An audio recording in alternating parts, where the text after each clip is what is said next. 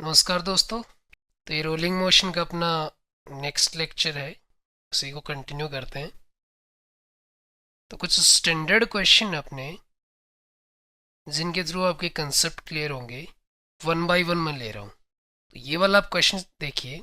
A solid sphere and a cylinder are rolling down an inclined plane without slipping, find ratio of their acceleration and ratio of friction force acting on them. हम कैसे calculate करेंगे? हम एक general body के लिए calculate करेंगे जिसका moment of inertia I है। अच्छा, ये आई किसके अबाउट? ये उसके सेंटर ऑफ मास के अबाउट। अच्छा, ऐसा हम क्यों ले रहे हैं? कि हम जो भी टॉर्क वगैरह अप्लाई करेंगे is equal to I alpha, तो जिस एक्सिस के अबाउट आपने टॉर्क लिया है उसी एक्सिस के अबाउट आपको आई लेना है। अच्छा, टॉर्क हम सेंटर ऑफ मास के अबाउट क्यों निकाल रहे हैं? क्योंकि अगर आप, ये मोशन आपकी एक्सेलरेटेड मोशन है, अगर आप किसी और पॉइंट के अबाउट निकालोगे और वो एक्सिस अगर बॉडी का पार्ट है, तो फिर आपको एक शूडो फोर्स भी लगाना पड़ सकता है, और शूडो फोर्स का टॉर्क भी। एनीवे, आगे प्रोसीड करते हैं हम। तो एक इंक्लाइंड प्लेन कंसिडर करते हैं। ये आपकी हॉरिजॉन्टल सरफेस है, एक इंक्लाइंड प्लेन है। जैसे यहाँ पर मैं एंगल ऑफ इंक्लिनेशन 45 डिग्री ले रहा हूँ, बट कैलकुलेशन जो हम करेंगे वो थीटा लेके ही करेंगे। अपनी बॉडी है, ये सिलेंडर हो सकता है, स्पीयर हो सकता है, सॉलिड स्पीयर हो सकता है, रिंग हो सकती है। जैसे इसकी इक्वेशन ऑफ मोशन हम बनाते हैं, तो पहले सबसे पहले आपको आइडेंटिफाई करना कौन कौन से फोर्स एक्सपेक्ट कर रहे हैं। तो सबसे पहला आपका फील्ड फोर्स कौन सा? Gravitational field force, mg। दूसरा देखिए, आपका नॉर्मल फोर्स लगेगा। तो नॉर्मल फोर्स इस कांटेक्ट पॉइंट से होते हुए आप कहीं भी लगा सकते हैं, सेंटर पे भी लगा सकते हैं, आप इस पॉइंट P पे भी लगा सकते हैं। P पॉइंट आपका कांटेक्ट पॉइंट है। mg जो है उसके आप कंपोनेंट कर सकते हैं, क्योंकि आपके लिए वो थोड़ा सा आसान रहेगा। दूसरा आपका mg साइन थीटा। अब एक चीज़ आप समझिए यहाँ पे कि आपने mg के कंपोनेंट अगर कर लिए, ये mg था ओरिजिनल, उसको दो फोर्सेस में आपने ब्रेक कर दिया, mg cos theta and mg sine theta. Basically ये जो कंपोनेंट है उन्होंने रिप्लेस कर दिया mg को। तो इस mg को आप कैलकुलेशन में काउंट नहीं करेंगे अगर आप इन दोनों कंपोनेंट्स को काउंट कर रहे हैं तो। और हमारे लिए कंपोनेंट ज़्यादा काम आएंगे, क्यों? क्योंकि बॉडी का जो एक्सेलरेशन है वो डाउन द इंक्लाइंड प्लेन है। तो इस इंक्लाइंड के अलोंग जो इक्वेशन आप बनाओगे उसमें ही आपको नेट फोर्स कंसिडर करने हैं। अच्छा, और कोई फोर्स लगेगा क्या इस पे? बिल्कुल, फ्रिक्शन फोर्स लगेगा। यहां विदाउट फ्रिक्शन ये प्योर रोलिंग कर ही नहीं सकता। क्यों नहीं कर सकता? देखो, हमने एक क्वेश्चन किया था प्रीवियस लेक्चर में कि उसके सेंटर से h हाइट पे लगाने पे फोर्स, h हाइट पे फोर्स लगाने पे वो प्योर रोलिंग करता है। और ये f क्या है? ये एक्सटर्नल फोर्स है, इसमें फ्रिक्शन की जरूरत नहीं थी।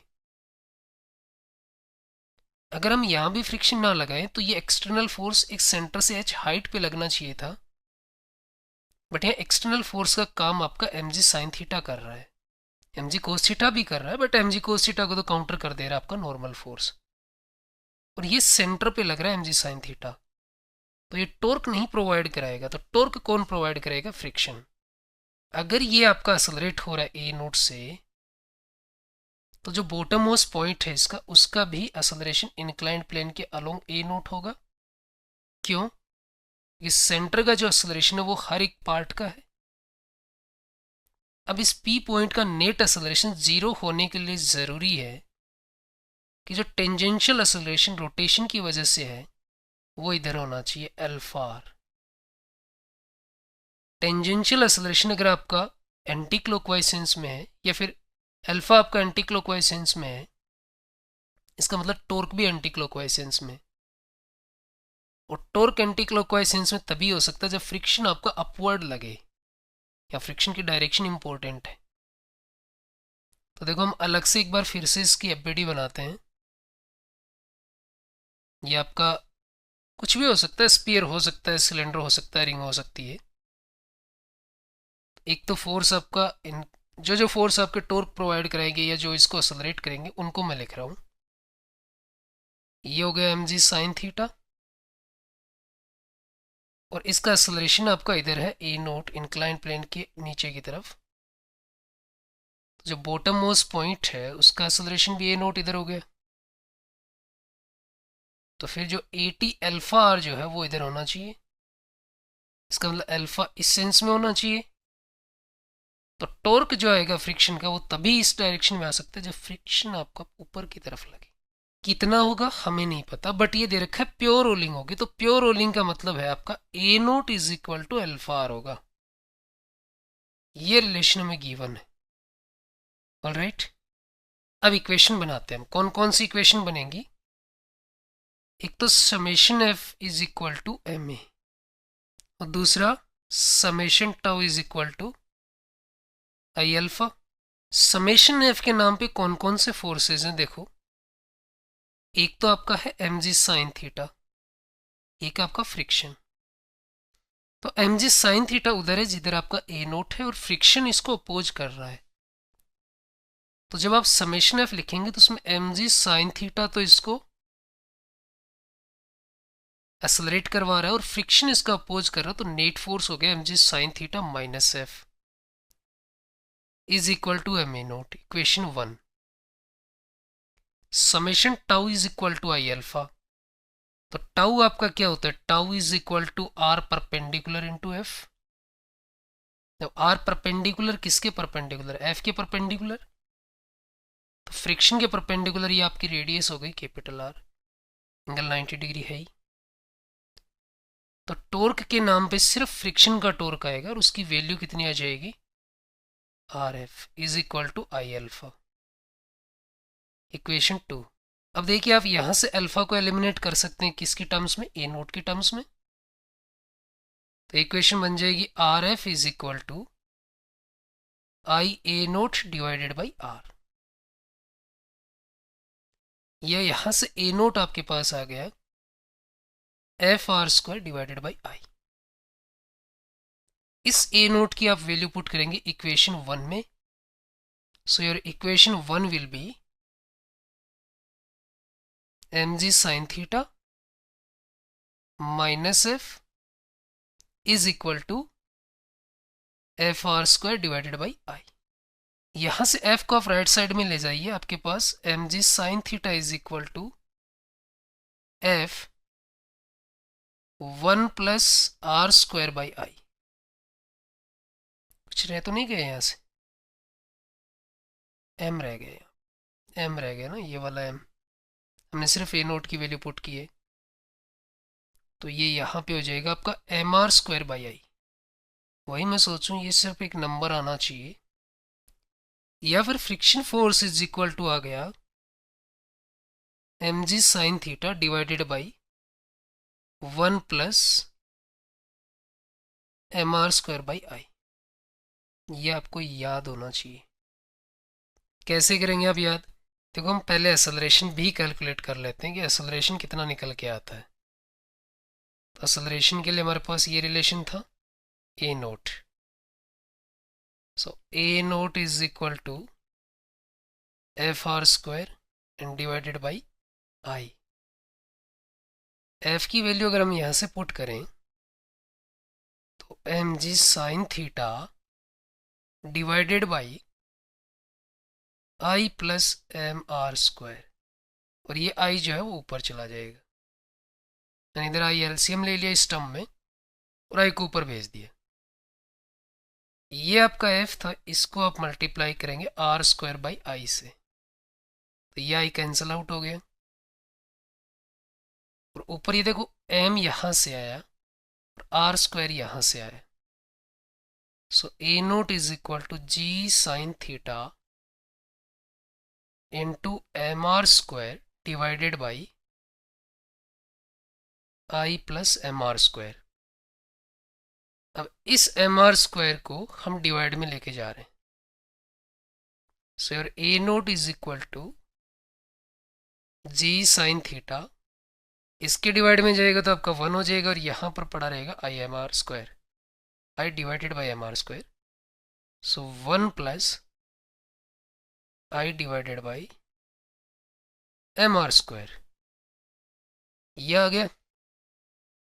तो एक्सेलरेशन में तो क्या है, G sine theta divided by 1 plus I by M R square, और यहाँ उल्टा हो गया, ऊपर तो एम जी साइन थीटा था, नीचे 1 plus M R square by I आ गया। अब आप याद कैसे रखेंगे कि किस में M R square by I होता है, किस में I by M R square होता है? तो देखो, फॉर पार्टिकल एफ का तो हमें पता नहीं, but A is equal to कितना होना चाहिए, जी साइन थीटा होना चाहिए। पार्टिकल के लिए कोई फ्रिक्शन आपका लगेगा नहीं इस टाइप से, पार्टिकल के लिए कोई फ्रिक्शन नहीं लगेगा, आपको ये कंसिडर करना है, नो फ्रिक्शन, क्योंकि उसके रिक्वायरमेंट ही नहीं है, टॉर्क जीरो चाहिए। तो ए तो जी साइन थीटा कब होगा, फ्रिक्शन आपका जीरो कब होगा? अब देख लीजिएगा, इसमें आई की जगह आप जीरो पुट करेंगे तो ये टर्म जीरो हो जाएगी, बच क्या जाएगा, जी साइन थीटा। जबकि यहाँ अगर आप आई ज़ीरो करेंगे तो ओवरऑल डिनोमिनेटर में इन्फानाइट हो जाएगा, तो M G sine theta by infinite, तो फ्रिक्शन आपका ज़ीरो आ जाएगा, F is equal to zero. Anyway, आपको क्या कंपेयर करना, acceleration, acceleration of solid sphere ratio acceleration of cylinder.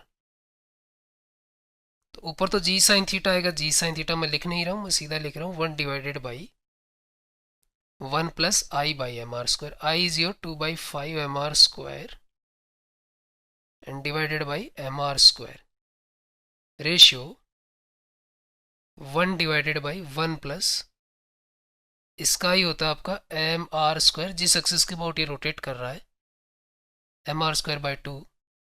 आई कितना होता है, एम आर स्क्वायर बाई 2, एक एम आर स्क्वायर ये डिवाइड में, तो ये देखो आ जाएगा, एम आर स्क्वायर आपका कट गया, आ जाएगा 5/7, रेशियो आ जाएगा 2/3।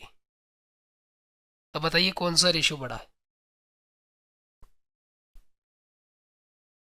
ये तो आपका कितना आ जाएगा, 0.67, और ये कितना आ जाएगा, 0.17 एंड समथिंग, यानी एक्सेलरेशन आपका सॉलिड स्फीयर का ज़्यादा होगा, आई जिसका कम है उसका एक्सेलरेशन ज़्यादा होगा। तो इसमें सबसे ज़्यादा आई कम किसका होता है, सॉलिड स्फीयर का, तो सॉलिड स्फीयर का एक्सेलरेशन सबसे ज़्यादा होगा। उसके बाद होलो का, होलो का होता है 2/3, नहीं होलो का आपका ज़्यादा, तो उसके बाद किसका आ जाएगा, सिलेंडर का या डिस्क का, उसके बाद होलो सिलेंडर का, और सबसे कम किसका आ जाएगा, आपका रिंग का। अब देखो, इसमें एक बार सीधा क्वेश्चन पूछ लेता है कि जब ये नीचे आएगा तो सेम लेंथ की डिस्टेंस ट्रेवल करने में जो टाइम का ratio that is t1 ratio t2, तो टाइम आप कैसे निकालेंगे कि ये जो डिस्टेंस कवर करेगा उसको आप क्या लिखेंगे, U T plus half A T square, because acceleration is constant. तो ये तो आपकी टर्म जीरो हो जाएगी। So T is equal to 2l divided by A naught और उसका root. So basically T is proportional to 1/रूट एक्सेलरेशन। ये रिलेशन भी आपको याद रखना है। एनीवे ये अगर आप कर लेंगे तो कोई दिक्कत नहीं है, ये तो आप इक्वेशन लगा लेंगे, बट ये एक्सेलरेशन की और फ्रिक्शन फोर्स की इक्वेशन आपको याद रखनी है, एग्जाम में टाइम बचता है। चलें आगे। अब देखिएगा, आपको किसी भी मॉड्यूल में आप उठा के देखेंगे, किसी भी कोचिंग के, आपको ये स्टैंडर्ड क्वेश्चन ही मिलेंगे, और मैं गारंटी लेता हूँ ये नीट में तो पक्का इस पर डायरेक्ट आपका PYQ आया हुआ मिल जाएगा। या तो एक्सेलरेशन का रेशियो पूछा होगा या फिर टाइम का रेशियो पूछा होगा। ये स्टैंडर्ड क्वेश्चन है, जेई में भी आया, पर जेई में डायरेक्ट नहीं आता, थोड़ा सा इधर उधर करके आता है। चलते हैं अपने अगले क्वेश्चन पे। अगला क्वेश्चन आप पढ़िए। तो क्वेश्चन ये लेंदी नहीं है, बट इम्पोर्टेंट यहाँ से कंसेप्ट आपका है एक, और एक और मैं जो पीछे की चीज़ बची हुई है वो बताऊंगा। क्वेश्चन आपका ये है कि इस तरीके से एक सिलेंडरी मान लीजिए, इसको हॉरिजॉन्टल सरफेस पे रखा गया है और स्ट्रिंग रैप्ड है इस पे और यहाँ टॉप एंड से एक मैन पकड़ के इसको खींचता है. The length of the string passed through the hand of the man while cylinder is his hand. Man यहाँ पे सिलेंडर जो है उससे एल डिस्टेंस पे, सिलेंडर एल डिस्टेंस पे मतलब सिलेंडर का जो सेंटर है वो कैपिटल एल डिस्टेंस पे. There is no slipping. तो देखो कैसे आप करेंगे. पहली बात तो यहां पर एक इंपॉर्टेंट कंसेप्ट है कि ये स्ट्रिंग आपकी यहां से इससे अलग हो रही है. तो हमें पता अगर ये प्योर रोलिंग कर रहा है तो इस स्पीयर का या फिर ये जो सिलेंडर है उसके टॉप मोस्ट एंड का अगर सेंटर की वेलोसिटी आपकी v नोट है तो टॉप मोस्ट पॉइंट की वेलोसिटी 2v नोट होती है. बट स्ट्रिंग की वेलोसिटी कितनी होगी इसको आप यूं समझिए. अपने दोनों हाथों को जो नमस्ते की पोजीशन होती है उस पोजीशन में आप लाइए. जैसे हाथ को जोड़ते हैं ना अपन, नेता लोग वोट मांगते टाइम जोड़ते हैं, ठीक है. उसके बाद तो वो खैर जूते निकालते हैं, लेकिन जैसे नमस्ते की पोजीशन है उसमें आप हाथ जोड़ते हैं पूरे. तो आपकी जो उंगलियां हैं, बीच वाली 2 उंगलियां, अब एक काम करिए, बस उन उंगलियों की जो टिप है उनको टच करके रखिए और धीरे धीरे धीरे पूरी उंगलियों को टच कीजिए आपस में. और अल्टीमेटली आपका जो नमस्ते की पोजीशन बन जाएगी, दोनों हाथ आपस में कनेक्ट हो जाएंगे. अगर आपके हाथों में कोई स्लिपिंग नहीं होती किसी भी पॉइंट पे, इसका मतलब पूरे पूरे हाथ आपके मिलेंगे, जो दोनों एंड कांटेक्ट में आ रहे हैं उनकी सेम वेलोसिटी होगी. जैसे अब यूं समझिए कि 2 पहिए हम रख दें, एक बड़ा एक छोटा, एक बड़ा एक छोटा इसके नजदीक में. और जैसे गाड़ी में नहीं होता है इसमें गिरारी होती हैं, यूं वो फंसी रहती हैं, ये रोटेट करता, ए रोटेट करता है ओमेगा 1 से. तो इस पॉइंट की जो कांटेक्ट पॉइंट है उसकी पॉइंट की वेलोसिटी इधर होगी, तो दोनों की वेलोसिटी इधर होगी. अगर आपका ए जो है वो एंटी क्लॉकवाइज सेंस में रोटेट करता है तो बी आपका क्लॉकवाइज सेंस में रोटेट करेगा ओमेगा 2 से. अब इन ओमेगा 1 और ओमेगा 2 को आप रिलेट कैसे करते हैं कि जी यहां पर अगर नो स्लीपिंग है, कोई स्लीपिंग नहीं है, उस केस में जो कांटेक्ट पॉइंट है उसकी वेलोसिटी सेम होगी दोनों के लिए. तो 1 के लिए तो आप v इज इक्वल टू लिखेंगे ओमेगा 1 r1, ये कैपिटल R1 आप लिख लीजिए. और दूसरे के लिए v is equal to omega 2 r2. दोनों भाई v हैं, तो आपका जो ओमेगा 1 है वो तो आएगा v बाई r1 और ओमेगा 2 आ जाएगा v by r2. Now r2 is less than r1, so omega 2 will be greater than omega 1. तो छोटी वाली गिरारी तेजी से रोटेट करेगी. इसका कंसेप्ट यूज होता, आप एक मुझे बताइएगा, हालांकि वो थोड़ा सा मैकेनिकल इंजीनियरिंग की भी इसमें है, पर आप साइकिल में और बाइक में अगर आप चेन को देखेंगे तो साइकिल में जो घुमाने वाला जो पहिया है ना, जहां पे पेडल मारते हैं, वो बड़ा होता है और जो रोटेट करवाता है उस साइकिल के पहिए को वो छोटा होता है. आपने ये चीज तो ऑब्जर्व की होगी, आपने चलाई भी होगी साइकिल. और बाइक में उल्टा होता है आपका. बाइक में जो घुमाने वाला होता है वो छोटा होता है और पीछे वाला जो होता है वो चक्का बड़ा होता है, जो डिस्क टाइप लगी होती है. और स्पोर्ट्स बाइक में तो और भी बड़ा होता है. ऐसा क्यों होता है, इसका क्या फर्क पड़ता है? इसका फर्क देखो ये पड़ता है, साइकिल वाला बता देता हूँ. ये साइकिल के लिए ऐसा है. ऐसा क्यों? साइकिल में आप कितनी तेजी से पेडल मार सकते हो? 1 सेकंड में 1 पेडल मार सकते हो मान लो. तो आप इसको एक बार रोटेट कराओगे, इसकी रेडियस आपकी ज़्यादा है. किसकी रेडियस, जैसे मान लीजिए इसकी रेडियस 10 r है, इसकी स्मॉल r है, तो जब इसका एक रिवॉल्यूशन कंप्लीट होगा, ओमेगा 1 कितना आ जाएगा इसका, 2 पाई रेडियन पर सेकेंड, क्योंकि एक सेकेंड में 2 पाई एंगल बना रहा है। अब इसकी रेडियस कम है तो ये तब तक 10 रिवॉल्यूशन कर लेगा। तो साइकिल का पहिया अगर 10 टाइम्स रोटेट कर गया तो साइकिल कितनी डिस्टेंस ट्रेवल करेगा, आप सोचिए। जबकि बाइक में क्या होता है कि बाइक में ये वाला छोटा होता है क्योंकि ये बहुत फास्ट रोटेट करता है। बाइक में आपने देखा होगा 2000 आरपीएम पर तो आपका पिस्टन चलते हैं, 3000, कोई बेवकूफ़ है तो 4000 5000 भी चलाता है आपका। तो ये बहुत तेज़ी से रोटेट करता है। अब अगर इसको आप छोटा रखोगे तो पावर डिलीवरी ज़्यादा होती है। वो क्यों होती है वो अभी आपके सिलेबस में नहीं है, बट आप ये समझिए। अब देखिए यही कंसेप्ट यहाँ पे कि यहाँ पर जो टॉपमोस्ट पॉइंट है आपका P, यहाँ कोई स्लिपिंग नहीं हो रही। क्यों स्लिपिंग नहीं हो रही? इसने गीत दिया तो नहीं है कि स्लिपिंग हो रही है कि नहीं हो रही, बट ये रस्सी इसके ऊपर लपेटी हुई है, तो लपेटी हुई जब उधड़ेगी तो कोई स्लिपिंग हो ही नहीं सकती।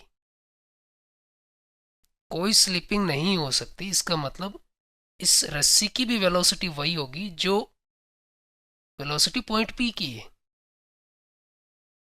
अब सेंटर की वेलोसिटी v नोट है, तो ये स्पीयर आपका L कब चल जाएगा, जब इसका सेंटर v नोट L चल जाएगा, सॉरी। तो कितने टाइम में चल जाएगा, t is equal to L by V naught. इतने टाइम में ये रस्सी कितना चल जाएगी आगे, क्योंकि रस्सी तो ट्वाइस वेलोसिटी से मूव कर रही है। तो ये रस्सी चल जाएगी 2v naught into L by V naught. ये 2L तक आगे चल जाएगी, और जितनी रस्सी एक्स्ट्रा जाएगी, मैन तो आपका स्टेशनरी है, उसके हाथों से होते होते यहाँ पे गिर जाएगी, द्रौपदी की साड़ी की तरह इकट्ठा हो जाएगी यहाँ पे। आई होप ये चीज़ आपको समझ में आई।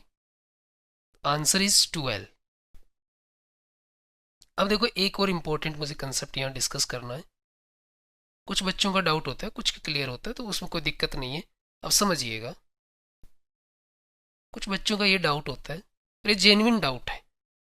आपको कोई डाउट हो इसमें कि सर मुझे यही डाउट है कि लोग क्या सोचेंगे, ऐसा कुछ नहीं है बेटा। अगर आपने चीज़ सीखी नहीं है, उससे पहले कभी नहीं आपको पढ़ाया गया या आपने नहीं सीखी है, तो वो डाउट रहेगा। ऑफ कोर्स हो सकता है सीखने के बाद भी डाउट रहे, अब रिपीट कर लीजिए उसको। जैसे प्योर रूलिंग में मैंने ये बोला था कि अगर सेंटर की वेलोसिटी v नोट है और ये ओमेगा से रोटेट कर रहा है, तो जो कांटेक्ट पॉइंट है उसको हमने d लिखा था। तो d के पास दो वेलोसिटी होंगी, आगे की तरफ v नोट और पीछे की तरफ ओमेगा r। तो प्योर रोलिंग के केस में हमने क्या बोला था कि वेलोसिटी ऑफ d जो है वो 0 होगी। प्योर रोलिंग के केस में v naught is equal to omega r आ जाता है, या फिर vd इज इक्वल टू 0 हो जाता है। कुछ बच्चों का डाउट आता है कि सर ये अगर vd 0 हो गया तो ये पॉइंट आगे कैसे जाएगा। देखो ये पॉइंट चेंज होता रहता है। इस स्पीयर की मैं बात करूं, मैंने क्या पॉइंट, ये पॉइंट कौन सा डिफाइन किया है, मैंने सिर्फ कॉन्टेक्ट पॉइंट बोला है। तो कॉन्टेक्ट पॉइंट ग्राउंड का भी चेंज हो रहा है और कॉन्टेक्ट पॉइंट इस स्पीयर का भी चेंज हो रहा है। जैसे कुछ टाइम बाद ये स्पीयर आपका आगे चला जाएगा, जैसे यहां चला गया। तो जो यहां पर जैसे मान लीजिए ये कॉन्टेक्ट पॉइंट मैं इस स्पीयर पर मार्क करूं, जैसे ग्रीन से मार्क करूं, तो ये कॉन्टेक्ट पॉइंट यहां चला गया। अब जो डी है वो आपका यहां चला गया है। अब कॉन्टेक्ट पॉइंट कोई नया आ गया है डी डैश। ये हर पल चेंज होता जा रहा है, लेकिन जिस इंस्टेंट पर जो टच में है उसकी वेलोसिटी उस इंस्टेंट पे 0 है, अगले मोमेंट पे चेंज हो जाएगी। आई होप ये कंसेप्ट आपके क्लियर हुआ। ओके, तो इस लेक्चर में हम इतना ही करेंगे, बाकी अगले में।